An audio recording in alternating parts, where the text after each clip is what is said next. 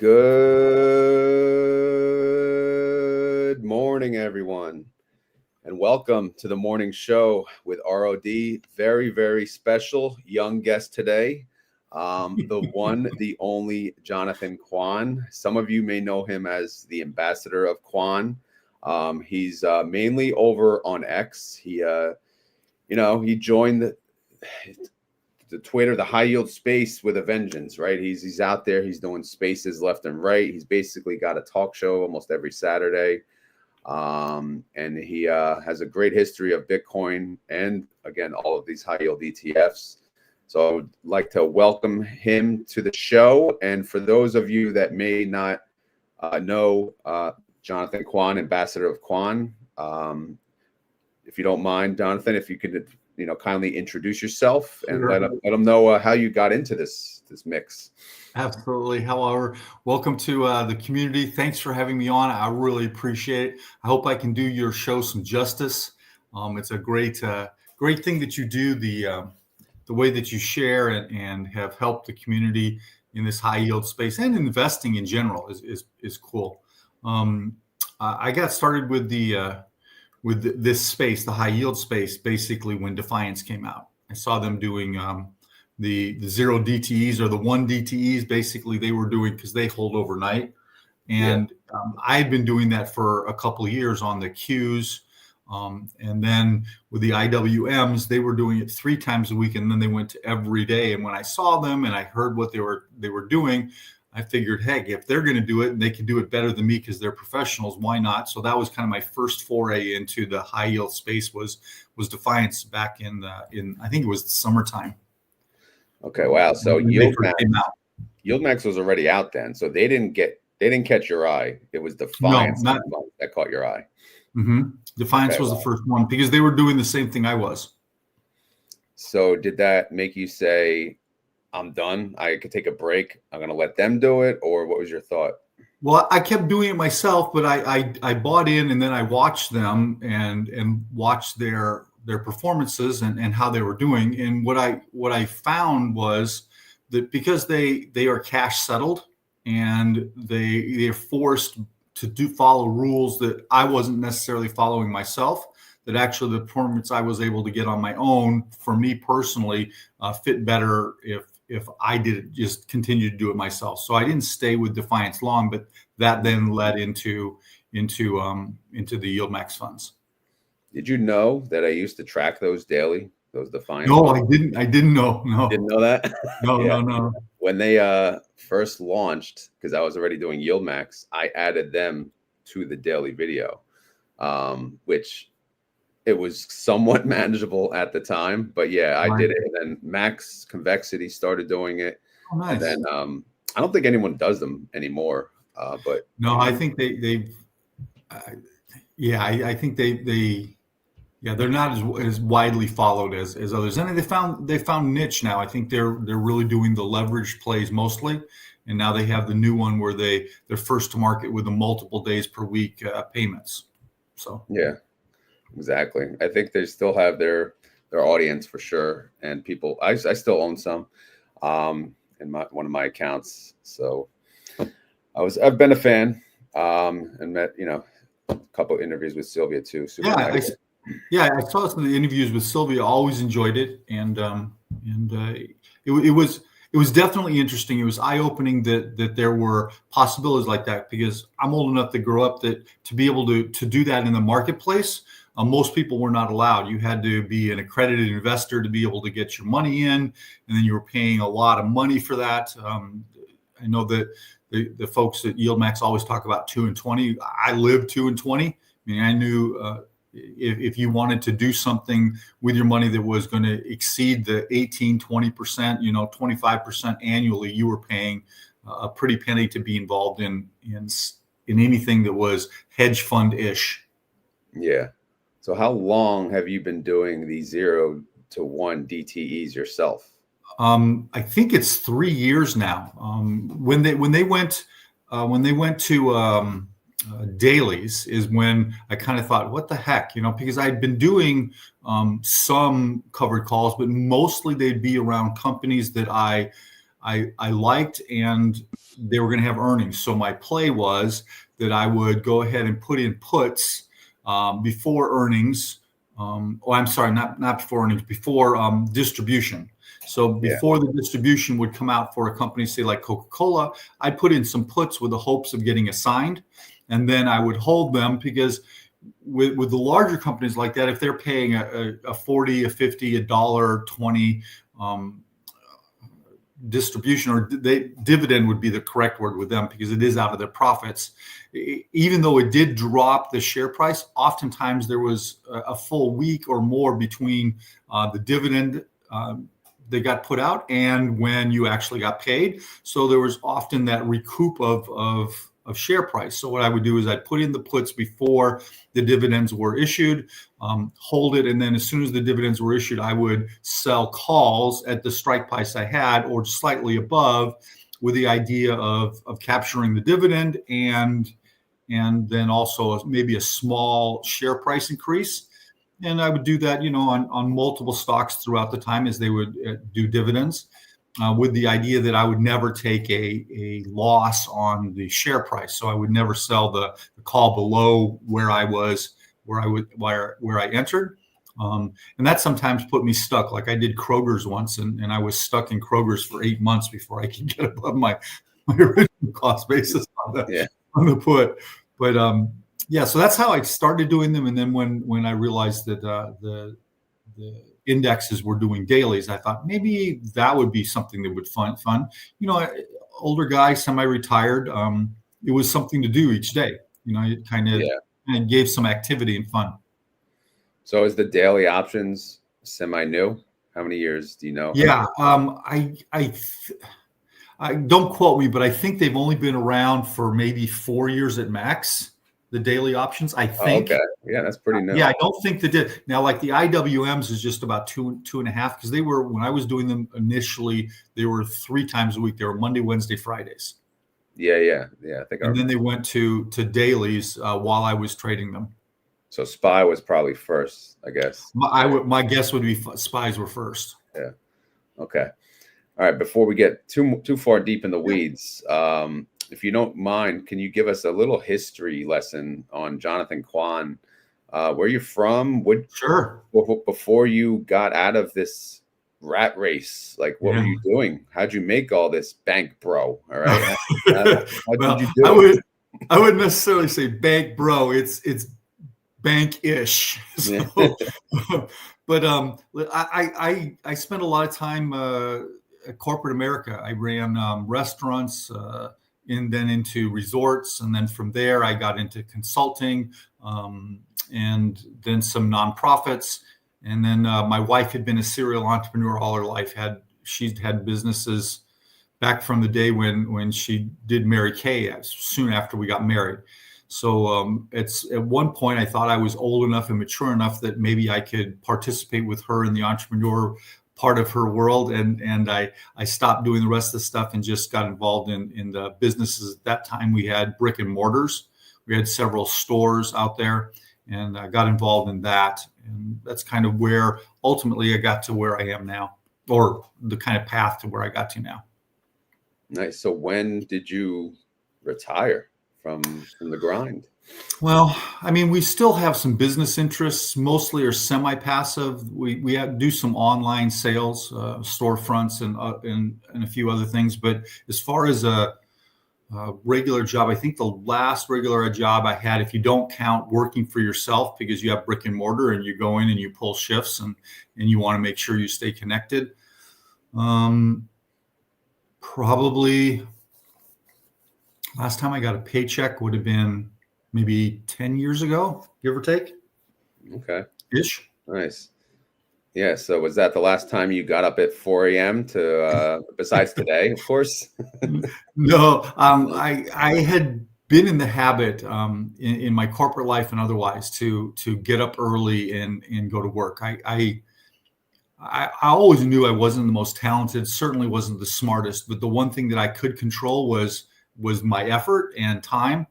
And I always thought that if I was making hay while everybody else was sleeping, that I would have an edge, or that could be my edge. Meaning I would the one thing that I say I'd never do is I'd never be outworked.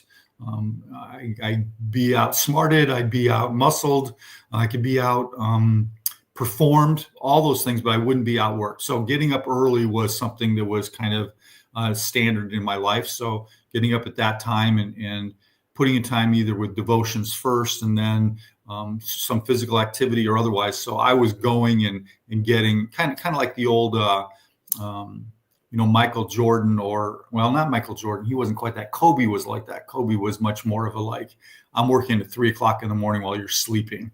Yeah. You get the head start on everyone. Yeah. Yeah, I think so. So yeah, getting up early was not something I don't do it as often anymore. I enjoy my sleep, but that's kind of the genesis of that. For those of you live, that's why he's not in the chat with us in the morning. It's just too early for him. It is a little early, just a little bit, just a wee bit. But he wants to be here. He wants to. I do. In spirit, I'm there, and I will say I consume your content voraciously. It's, in the beginning, it was realistically kind of part of my everyday, meaning I wanted to learn about these funds more than I already knew, because even though I did options, I really didn't know what a synthetic was before. I didn't understand about rolling the way they did, because when you're doing 1 DTEs, you're basically rolling all the time. Or if you have a margin account, oftentimes I'd play chicken and basically buy a preemptive call or put, because I knew I was going to get assigned one way or the other. And with a margin account, you can do that because it's basically just naked. But I really didn't understand it. And I've always been a person that if you're going to be involved in something, you owe it to yourself and the people who you care about to learn as much as you can about it. So I voraciously consumed your content in the beginning. Now I still watch it every day, but not like, get up and do it first thing in the morning. Not like TNA every morning. Yeah. Live. Well, she's working, right? I mean, she works so that she's kind of still up. Yeah, exactly. All right. So I guess, it sounds like when these high yield funds came out, like Defiance was the first one you saw, right? It wasn't any surprise to you that they were making this much money, paying this type of yield. So right off the bat, would you say you were comfortable with, how these funds work, and you didn't think any part of scam wasn't part of your thought there? Or? No, I didn't think, meaning, I don't know who anybody wants to, but I had lived through the crypto winter of DeFi. I don't know, maybe you can resonate with that, with all the nodes and all the coins and stuff out there where everything ultimately was a scam. So I've been through that and recognize, what's that? A couple rug pulls here and there. Oh my gosh. Yeah. I don't know if any didn't rug pull realistically. So I think it was easy to tell the difference between something like that I had experienced and these. Also, from selling options, I understood that there was money to be made, and my option selling was anywhere from about 28 to 38% on an annualized basis. So I knew if I could do that, the professionals could easily do that. So when they were saying, they were going to do 30, 40, I thought, well, that's just because they're better than me, and they are better than me, but also that's because they're giving up the upside or taking the capital loss when they're rolling, because they're doing cash settles where I'm not forced to do that when I'm doing the 0 DTs. I can just choose to hold, roll out to the next day at a higher price. I can accept less money in any given one trade because I don't want to take a capital loss on the account itself. So I have a lot more latitude when I'm doing it myself than they do because of the rules and their prospectuses. So you already, again, have the options mindset, which is great. Was there any, obviously we have several options out there to choose from. Was there any of these funds that came out that was confusing to you that you had to actually maybe dig a little deeper into, or? Well, I needed to understand the synthetic a little bit better, because that wasn't something, even though I did options, I knew about a poor man's cover call. It's not something I ever spent, 10 minutes really thinking about or configuring. So I needed to make sure I understood that, and the idea that where they selected their strike for that really didn't matter, except for the one-time entry and that cash settle for that. It just didn't matter, or the duration really didn't have a lot to do with it. So I would say it was just a matter of making sure that I did understand, and I wasn't just making a subjective guess on something, so that then when they performed in whichever way they did, I had an understanding of that and I wasn't caught off guard or surprised. So which one have you been impressed with? It seems like you talk about YieldMax mostly. Yeah, so YieldMax. X. Yeah, most of my holdings initially were with YieldMax. I won't say I was orange pilled, because I am not like crazy about it, but I do believe in Bitcoin. So when MSTR was the first fund that I really got into, when they announced it, they said they were going to do it. I waited 1 week to kind of see what their trades were like and what they were doing, because it was the first fund like that I got involved in, and then I got into the second week. So I'm one of the lucky ones who were in early and have experienced both the run up and then kind of the run down, or the drag down. As ETF Delta said, I said I'm going to steal his phrase. He calls it NAV evolution. So the NAV evolution of Misty. So that was it. And then soon after that, right away, and I saw it after I watched the mechanics and looked at it, I did an NVIDIA. So those were the two that I got in initially. I did a slew more. I had an account that had probably 7 or 8 of them, but ultimately most of those got paired away for one reason or other. Like I dumped AMSI once because I thought they weren't giving me maximum yield. They rolled a synthetic. They could have paid something like $1.80 and they wound up paying 42 cents. And I said, well, if they're not going to pay maximum yield, then I just buy something else. So when they would frustrate me, I'd roll out of something. But those two I kept. I bought Palantir very early on because of the underlying company. And then the other YieldMax fund I hold currently would be Tesla. I bought that when it went down into the 7s. My price there actually first got it around 8.30. So that's about my cost average with Tesla. So I'm enjoying that. But those are the 4 that I have right now with YieldMax. But yes, YieldMax probably is the one that I've followed or watched or been involved with the most. So you're a Misty Mafia OG, huh? So yeah, when I talk about this house money from inception, I'm talking about you. Yeah, definitely me. I am blessed to have gotten in and ridden that the whole 2024. It was quite a ride, very, very exhilarating, and it made you feel like there was like a new sheriff in town as far as distributions, income, investing, and otherwise. And I will say this, that not to tout anything, but with an entrepreneurial mindset, I never got into these looking at them as like an investment, like a TradFi investment. I always looked at them as like a side business. I think I put a tweet up once comparing it to buying the claw vending machines and putting them out into restaurants. That I understood there was going to be the NAV evolution. Just like if you buy a machine, it's going to cost you some money to keep it repaired. You're going to have to put product back into it. There's going to be the value of the machine isn't going to be the same as the day that you bought it, but the income was what was paramount. Meaning is it churning you income when you go there and open up the coin canister? The coins come falling out of it, and you put that into your bank account. So from that standpoint, but yes, I very, very feel very blessed that I was in that. Same thing with NVIDIA. So I'm now Palantir. I have probably one more payment, even though it's gone to house money. Things I got in like 2 or 3 weeks afterwards. So I still am like probably one distribution short of being cash flow on that also.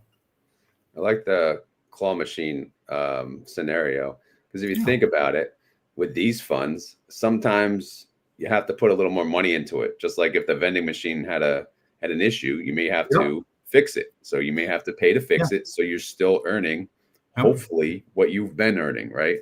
That's just like right. These funds, if they're dropping in price, or the IV's dropping, you may have to invest a little more money to keep your income flowing as it was. So that's and if you're looking at it from that viewpoint, then the NAV evolution or the way that it's going you doesn't. love that term, huh? You love it. I just thought it was very fun. It's virtually the same thing. It's just a different way of saying it, right?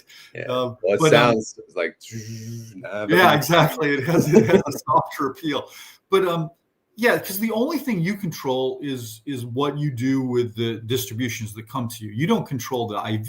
You don't control the strike prices. You don't control any of that. The only thing you control is how you divest the cash that comes to you.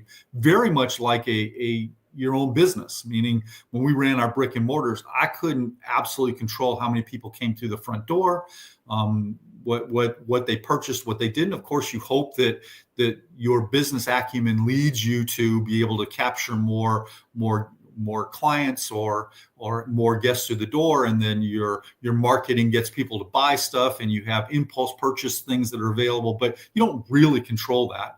So that what you do control is like how much you spend on marketing, the employees and the way that you train them, all those things. And that's the same thing that I see is when the distribution comes to you, that's the one thing you do control.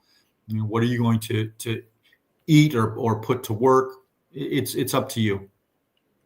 Yeah, it's definitely a good way to look at it, because when you look at these funds and you compare it to only growth funds, and it's just never going to do it justice, right? And it's just never a good comparable. Like, and I think that's that's where I when I say I get frustrated, I don't have a right to be frustrated, but that's where I feel, I won't say badly, because everybody's a grown person when they're making choices with their own money. But I'm confused, and I do feel badly when people are involved in these and they're really not looking for income.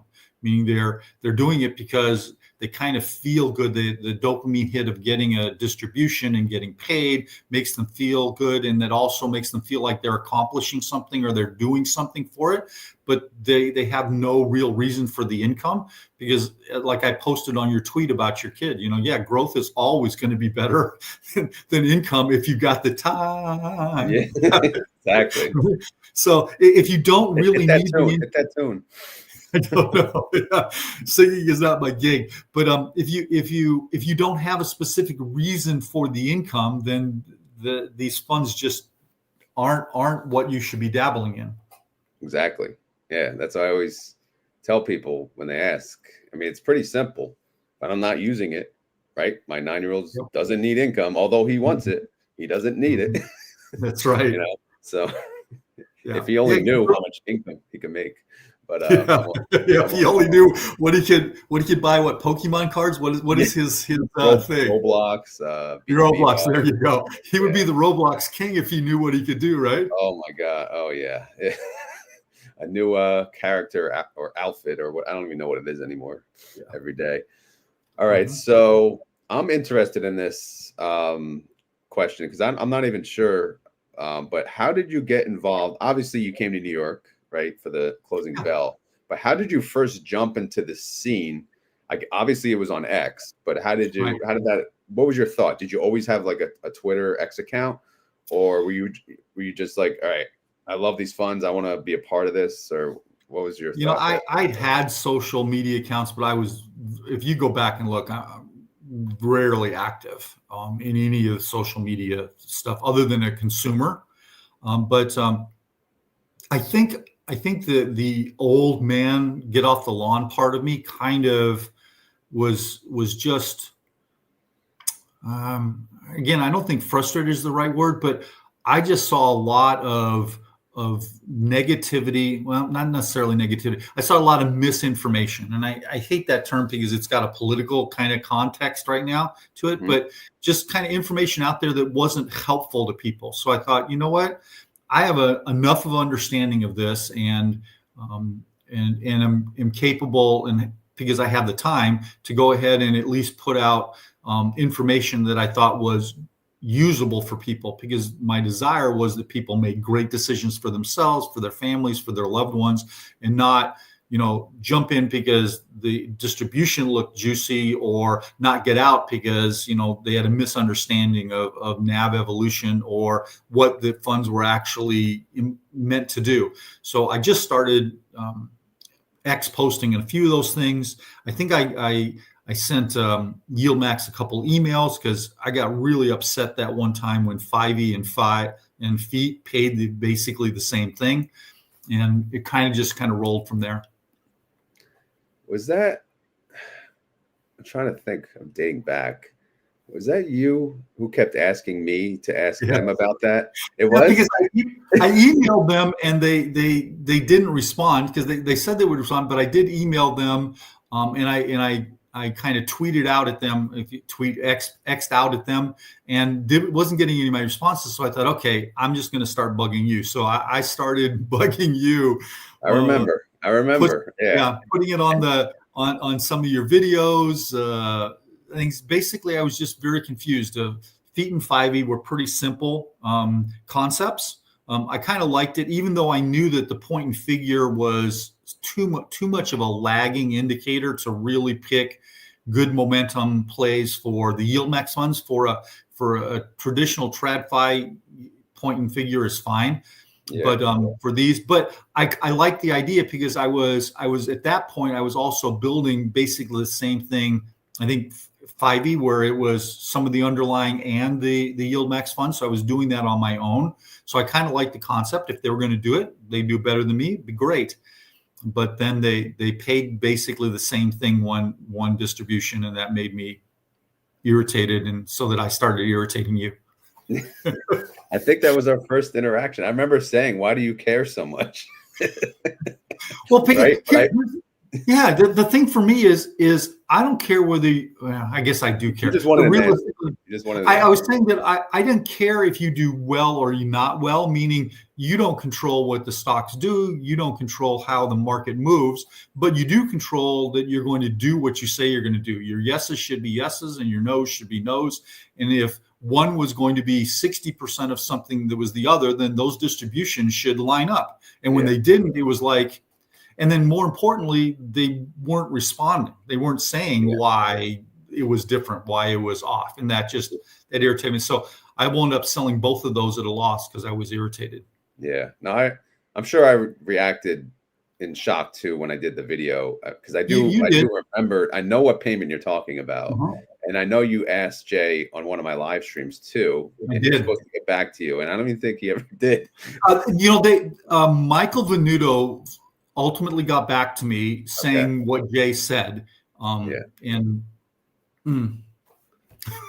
still not enough to, So that's still an open issue. I wasn't a full buyer in the explanation.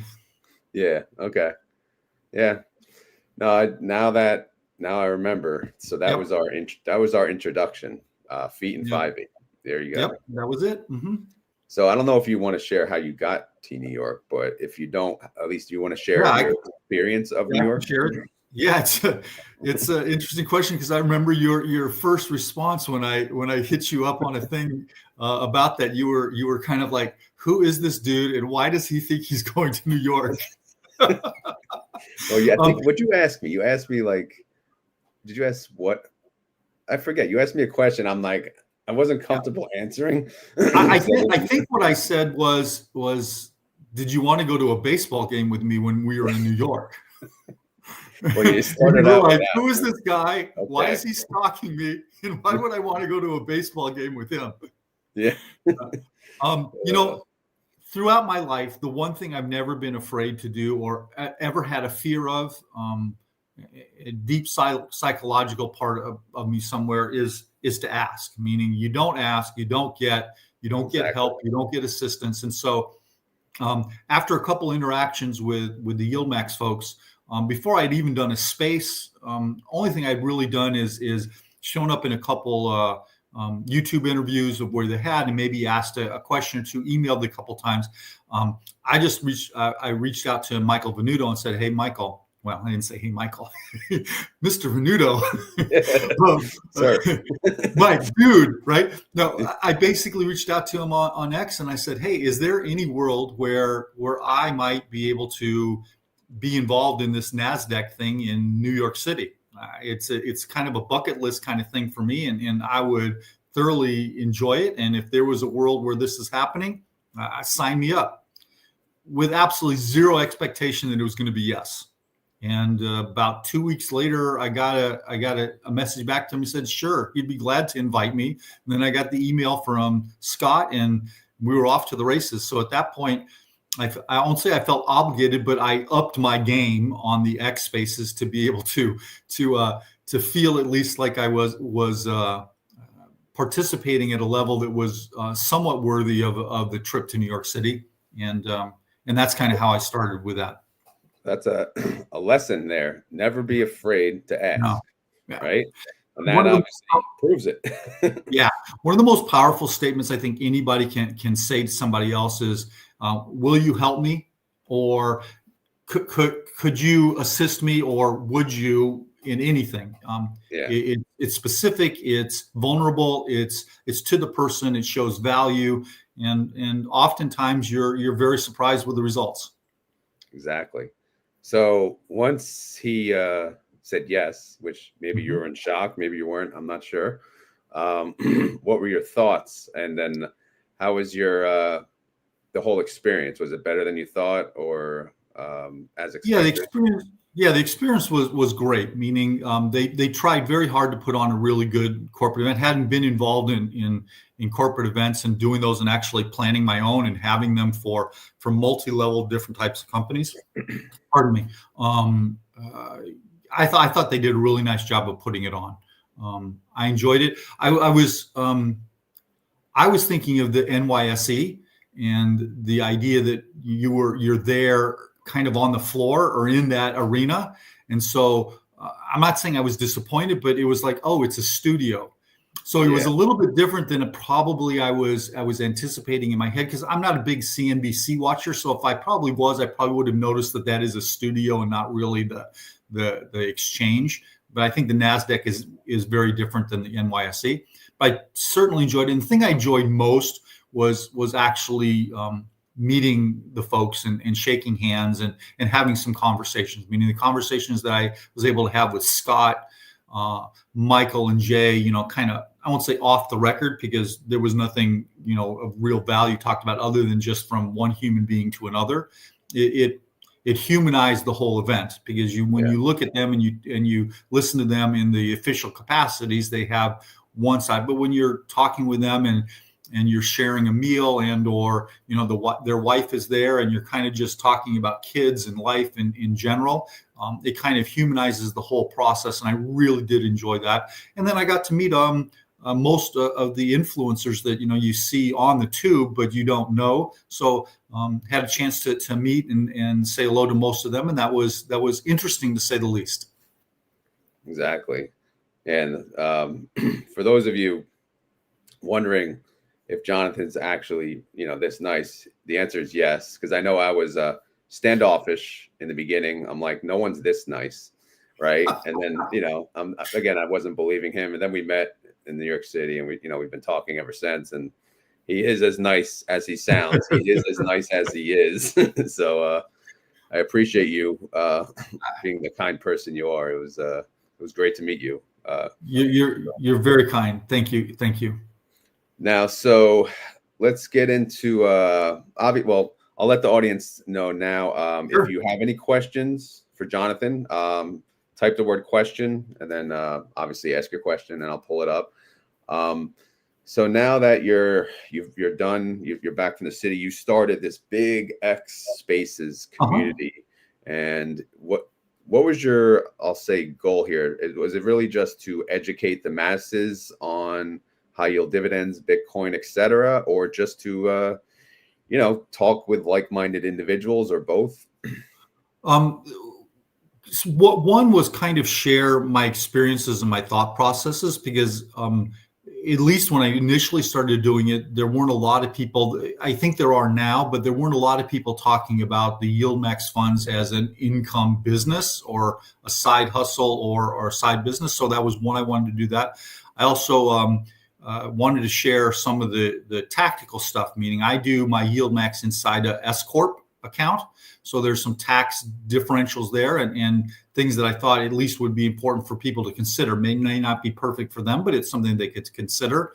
And then also the idea that a specific income desire or path was really important. So I did that with the business, bought inside the business, bought a couple vehicles for my girls inside the business, and I used the Misty account to fund those. So I just was sharing those things, and then I would take the opportunity when somebody posted something that was, I don't know if the word salacious is right, but clickbaity, that would put out what I felt was maybe not a full picture of the story. I would just basically post a reply that gave the other side or a more full rounded discussion on whatever they were talking about, and that probably is what pushed the feed higher. Meaning there were a couple folks. I won't say we got into expats, but we had some healthy back and forths. And then you wrote me into it. Then you tagged me. You wrote me. I would always tag you. Are you kidding? Always tag you. Yeah. What did I do? No, yeah, exactly. Yeah, two things I notice about your spaces. Well, number one, your introductions are unmatched. You obviously do your research on your guests, and I don't think anyone can ever match that.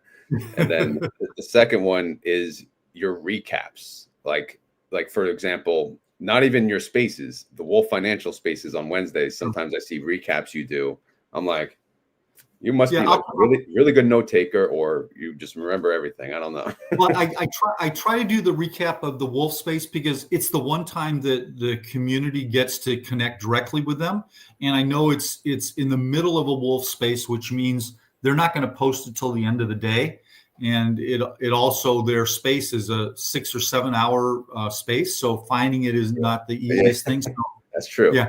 So I just kind of thought I'd do that. And it's actually pretty easy. So what I do is I take crappy notes as it's going on a document, and then I throw that document into ChatGPT, and ChatGPT kind of organizes it, puts it in proper order, and says, is this really what you mean? And at that point, then I take what ChatGPT spits back out at me and I refine it because I'm the one who actually listened to it, because my notes probably are pretty lame.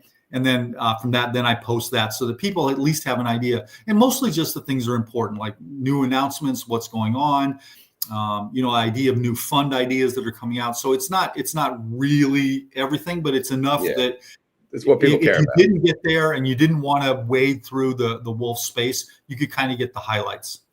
Yeah. Okay. First question from none other than I would. Well, she may be ahead of you in the nicest person ever. I'm not sure. Yeah, she is. Unfortunately, no, she's way ahead of me. She's way ahead of me. So question from TNA. Good morning, Ambassador. Thank you both. If long-term bear were to land next summer, what would your plan be over the next 6 months? I think if she's talking about YieldMax funds and the income investing, I don't have much of a plan to change, meaning most of those I'm in quote unquote house money, and it's an income, it's a side business. So I'm not in and out of those for technical reasons, meaning in and out of them because the market is bullish or bearish. They are very much like a side business where when I had them, you went through upturns, downturns in the economy. Your customer counts were up, customer counts were down.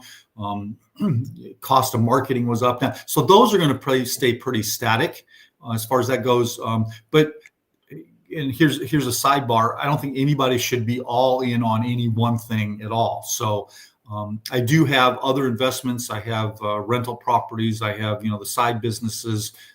I own some Bitcoin, all that stuff. So I've been as somebody who's almost 70, I've been through the ups and downs of the market, meaning I know a lot of my young brethren and sisters who are younger have kind of felt beat up, 2000, 2008, 2020, meaning they've had multiple downturns where before that, maybe there were 2 or 3 in my lifetime. Now it seems like they come every 7 years. So I get the anxiety and trepidation of what's going to happen with the market. each person has to do what they're going to do. But I'll tell you, even in that downturn in the 2007, 2008, it was less than 18 months before the market had come back fully and exceeded where it was before. Dropped to the S&P dropped to 666, and it was at 1280 in less than a year and a half. Now, if you could have played it right, you'd make a lot more money. But if you didn't, and you just kind of closed your eyes and rolled the roller coaster, you would have been fine. So I think each person kind of has to do what they're doing based on their time frame, where they are in life, how they feel, what their constitution is for risk. But I'm not anticipating with rates getting cut unless something crazy happens that we're seeing a downturn for a while, meaning I think we get at least even if one we did, more. you're doing the same thing. Your strategy I'm doing the same thing. is always the same. Bearish, bullish, doesn't matter, right? Yeah, with the business part, with the income business part, the bearish, bullish doesn't matter to me.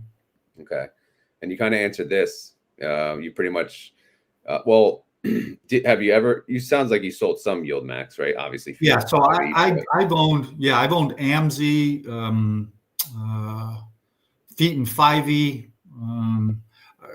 Probably Snowy. I've owned a lot of them and gotten in and out of them, mostly when they, pardon me, when I didn't think they were doing what they said they were going to do. Meaning I can take the NAV evolution, I can take the low IV, but if you promise me A and you give me B, then I'm like, I don't know. So I've sold out of those, but the ones that I have now, I probably will not be selling out of. 3 out of the 4 are already quote unquote in house money as far as the business side of it goes. And the last one, Tesla, when I got my cost average is around 830. That actually, I know everybody looks at Alti and things, but that is actually yield on cost and otherwise actually performed better than Alti since I got in. Yeah. Just so I'm clear. Yeah. We're no longer saying NAV erosion, we're saying NAV evolution and replace, right? ETF, I have to give ETF Delta credit for that. He said that to me once on a space, and I go, I'm stealing that. I'm stealing that phrase. Yeah. All right. I'm not sure if you want to share this, but what is your largest holding? I'm going to guess Bitcoin. I don't know. Yeah. So if you're talking about anything altogether, it would be real estate, rentals. I mean, the rentals that I own, that if you're talking strictly dollar value, it would be real estate. And then the next one would probably be Bitcoin, and then other long-term holdings. What's your largest high yield fund?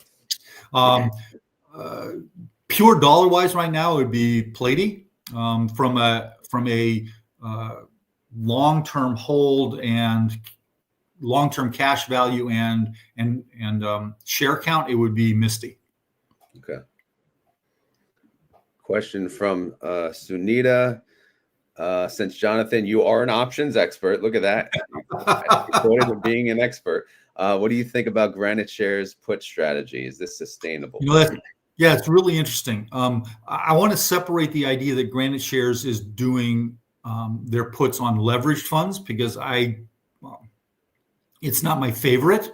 No shade to you selling your calls and your wheels on leveraged funds, but so I'm going to separate the leverage from the puts. Statistically, selling puts is the safest / most profitable way to do options if you're just looking for cash. If you look at Seeking Alpha or any of the other folks that do all the back testing and all the stuff on option selling, selling puts is the best way to actually turn cash and control what's going on. So I like the put selling. I like the put spreads. It gives some kind of definition to your risk on the downside. For me personally, the jury is out on the doing it on leveraged funds, because I know that the shtick is that it gives them higher premium.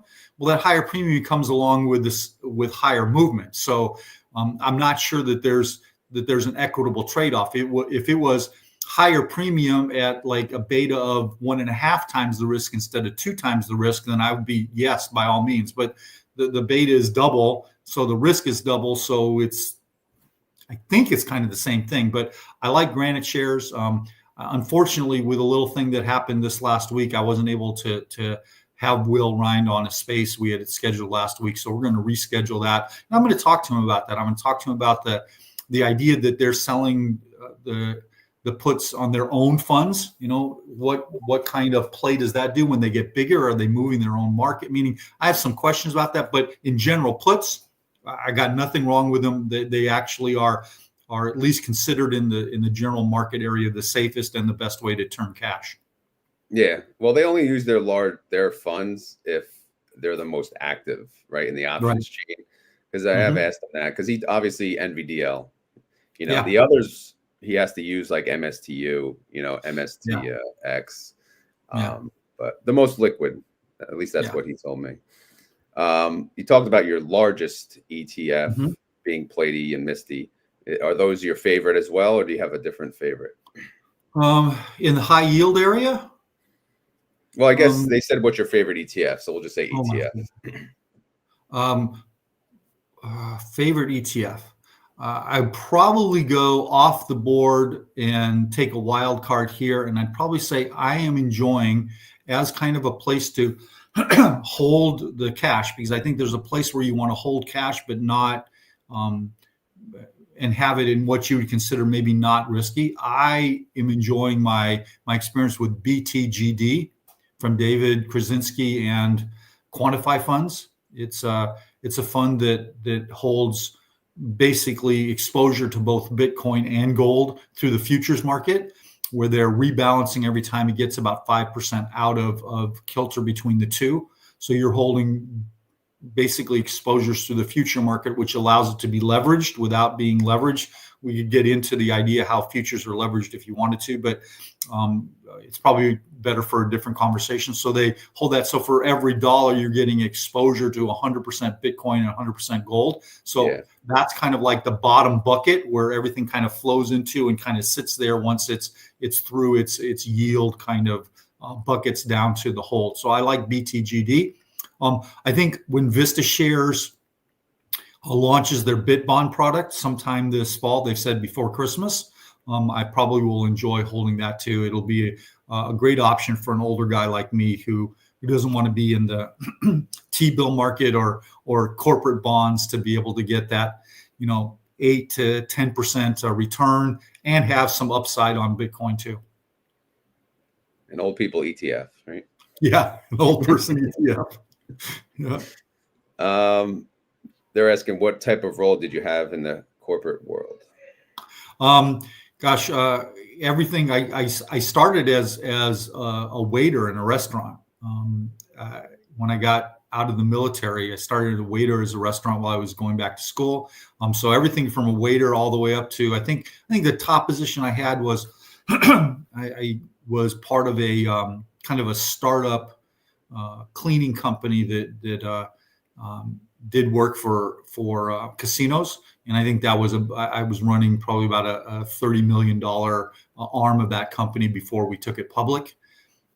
So I've had a lot of different jobs as far as like levels of jobs. Okay, well, my friend's here, right? Yeah, I love the ETF inspector. He's a quality individual, quality human being, and puts out some of the best content on those dailies and other ETFs out there. Super worth a follow and a watch. Yeah. So Jonathan does a Spaces, everyone, with ETF Inspector and ETF Delta and a few others. But whenever I hear ETF Inspector and ETF Delta talk about Ulti, I'm like, damn.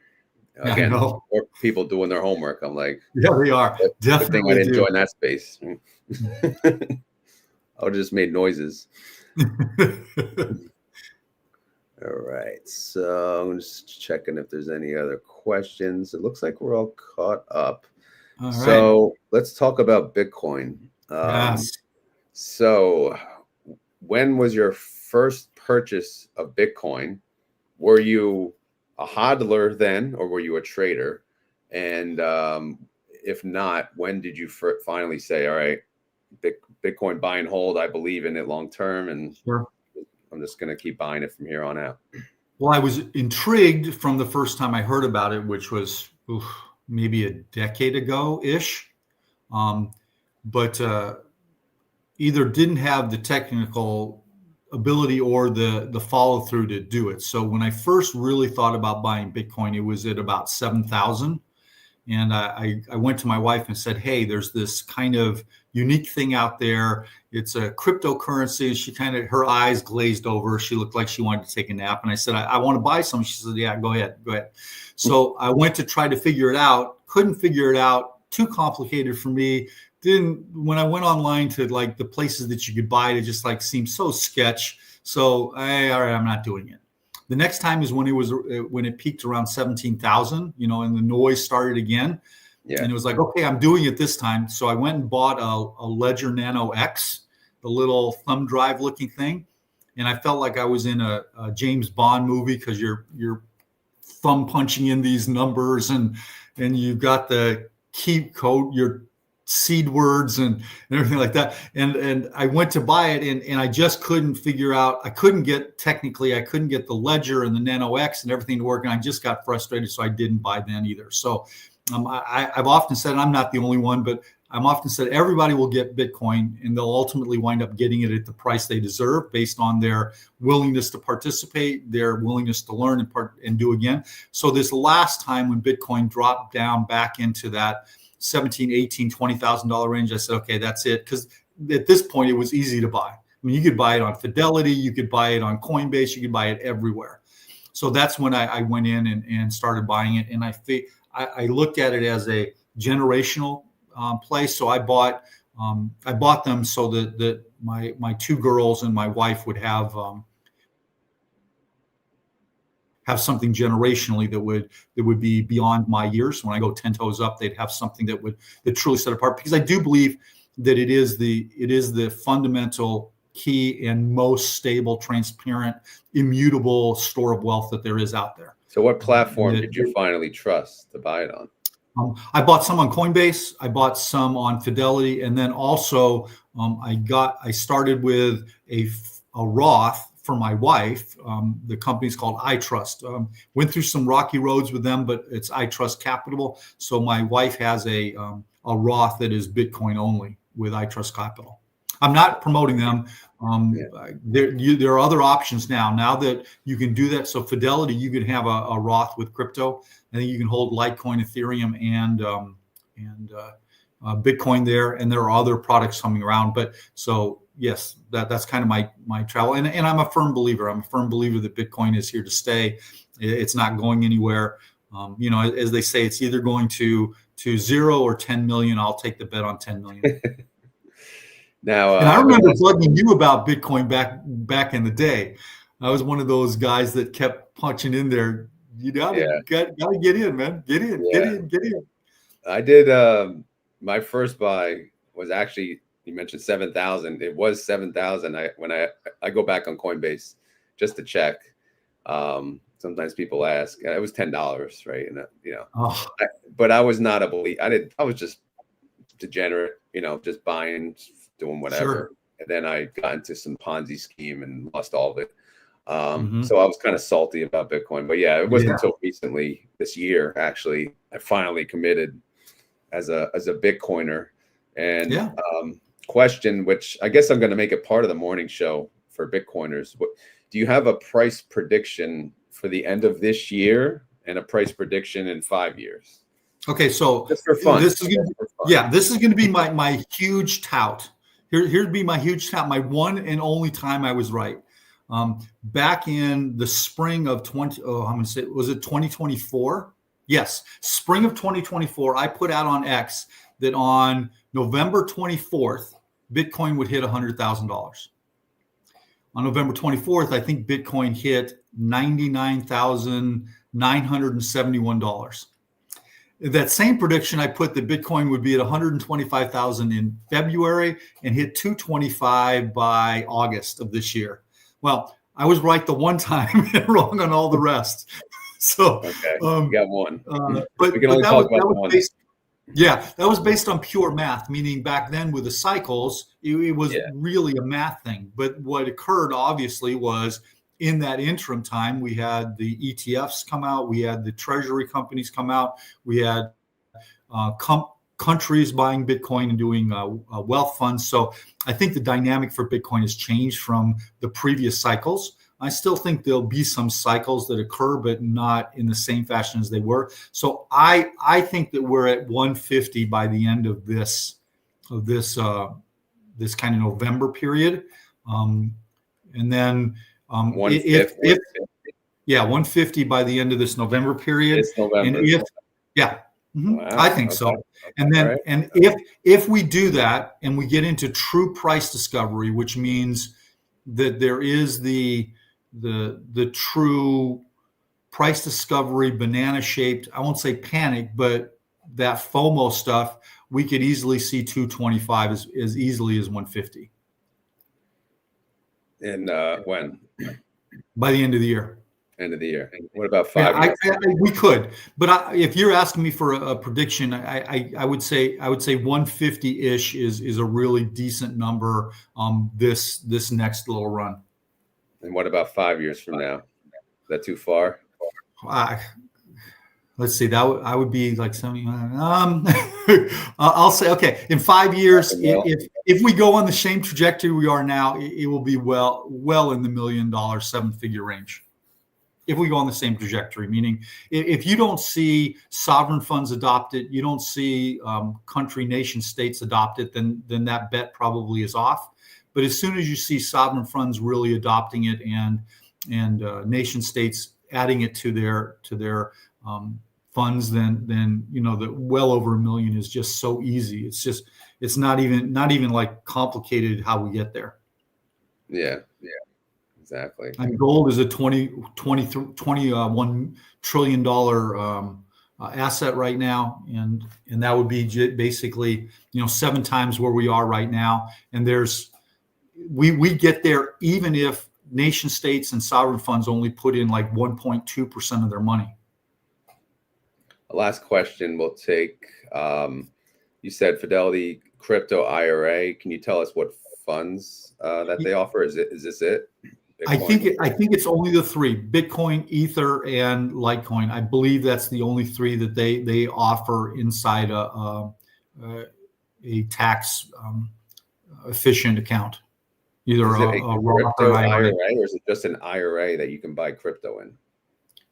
It's there. As far as my understanding in talking with them, they have it's all separated. So when you talk to them about crypto, you go to a whole nother kind of arm or leg of the company, and it's separate. Okay.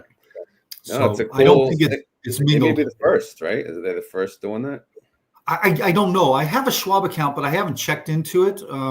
I used to use Schwab for all my options trading, but then knowing Schwab, they definitely don't have it. But I have Schwab, so but think or swim. That's why.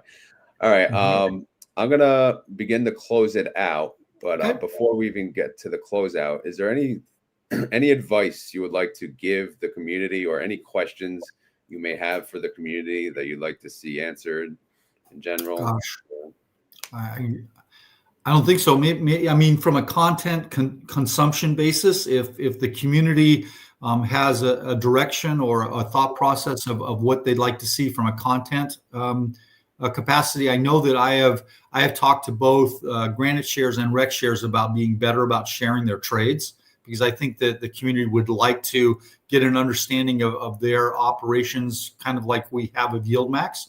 It would add to the trust factor. When I say trust, not that they're like running off with your money, but a trust of understanding the process and their decision making and what the expectations will be. I'd love to see that happen. But if the community or people had like a thought of what kind of content they'd like to see from me, I would be more than happy to do it, because sometimes you feel, I know you don't, you have more content than you have time to make, but sometimes I feel like I'm out there and I'm just kind of saying the same things over and over again. if there was something people would like to hear or want shared, I'd love to hear those thoughts and ideas. Yeah. No, keep doing what you're doing. I know TNA, and I pinned your X space to the top. Everyone should go give Jonathan a follow on X. His spaces are great, all of them, or the ones that he's joining. You could see the ones that he's joining. They're usually good too. Sometimes I keep an eye on that. But I will pin to the top of the comments after the video your spaces link, so everyone should go check him out. And then again, we'll have to bust his chops if his Bitcoin prediction doesn't happen, so if it does, I expect everybody to send me one share of their favorite ETF. There you go. All right. So as always, this is not financial advice. I am not a financial advisor. Clearly, Jonathan is not a financial advisor. Yeah. I'm not going to say clearly because you were called an options expert, so you are an expert. Yeah, but so far from it, but yes. And this video is for fun and entertainment. Hopefully you guys had fun. Hopefully you're entertained. This may not be the last time you see Jonathan on my YouTube channel. We may be working on something together later on. Yeah, we're going to try for sure. We're going to try. Yeah. So if you guys enjoyed this video, this interview, hit the like button. If you have any questions for Jonathan, leave them down below. I don't know if we'll answer them, but you can leave them down below. And I just wanted to thank you again, Jonathan, for getting up. I know you don't get up this early for anyone, right? So I appreciate it. I know it's not easy, but hopefully you can go back to bed after this, take a nice long nap. And, I'm going to go to work. I got to roll some IBIT stuff or actually enter some new IBIT stuff. I'm enjoying doing options on IBIT. Nice. Yeah, I was looking at that too, like a long-term play. Haven't done it yet, but maybe I lost my chance with it. Looking at today, today's at 112 Bitcoin. But all right, so we're gonna get to it's like it's 63, so it's not outside of the realm of something you could play with. Yeah. Okay, it's keyword time. So, if you made it this far in the video and you want to prove it, you got to say the keyword. I always let the guest do the keyword. I'll leave it up to you. I know you close your spaces in prayer. If you want to do that, you can. If you want to do like a quote, you can. No, let's keep it regular with a keyword. We'll just do it that, and let's say, I know this is going to sound so hokey, but let's just put it out there. Let's just say the keyword is kindness. There you go. I like it. Kindness. So if you made it this far in the video and you want to prove it, you got to type down in the comments below, whether you're on X or YouTube, kindness. All right. And that pretty much explains Jonathan in general. He has nothing but kindness, even though if you don't pay the right amount, he may get angry at you, right? I'll dump you in a second, right? Yeah. So there is a side of him, Yeah. But hey, and the only other thing I would say is if you are on X, you guys should show up for the Wolf stream. It's on Wednesdays at noon Eastern time. All the folks are there. You get to hear directly from them once a week. I don't know anything better to do with a little bit of time there. It keeps you connected, and all the stuff that you're wanting to know about, they're going to talk about. And if you have a question, they'll bring you up and you can ask it directly yourself. So it's a good time. Exactly. Shout out to Wolf Financial. Awesome bunch of dudes. More people we met in the city, and I always try to connect with them whenever I can. But thanks again, Jonathan, for joining this morning show. I hope to have you back again someday. But again, we may be working. My pleasure. You never know. But we'll just end it here. And again, thank you all for joining the live stream with your live questions and all. And thank you all that watched after the fact. Take care. Thank you very much. Appreciate all of you. Now you got to say later. Later.